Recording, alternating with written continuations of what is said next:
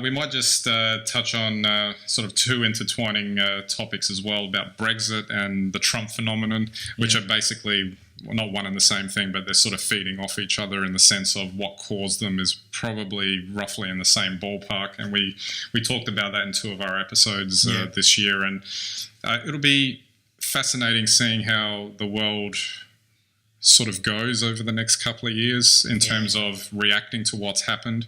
It appears to be that there has been a backlash against, say, the last 3 decades of how the world was progressing by a certain demographic, shall we say, without going into too much detail.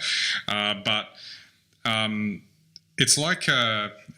this is going to sound weird, but it feels like chaos theory to me. It's like just when you think the world wants to get settled into a nice, peaceful system, something comes along to completely throw a spanner in the works, to just throw it out the window and make everything uncertain.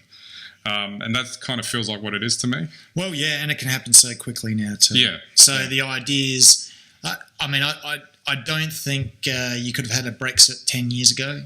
And I don't think you could have had a Trump victory 10 years ago. But I think that just goes to show you, there's a lot of commentary around, the forgotten people and all that sort of, but I think it's got more to do with the ability of these groups to communicate specific messaging to these groups. Bang. You can achieve things now without achieving anything at all. Yes, that's right.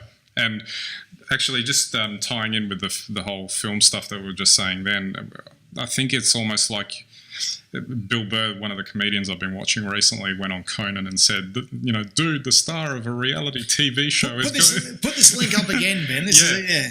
He's going to run the country. Yeah. Like, has anyone not thought about that for a second and taken a deep breath about that? Because it's like, well, what world are we living in now that can happen? Well, that's right. That's right. And as we said at the time, this is a real watershed, because it was shown that a lot of people that voted for Trump didn't even like Trump. They just liked what he was saying, which gets back to... Or not even all of what he was saying. Or not, just some of what he was saying, which is even more concerning because,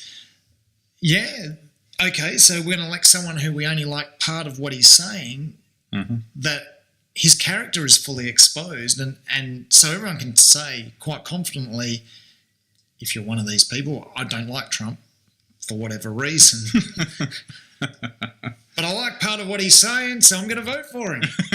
That's just nuts. Yep.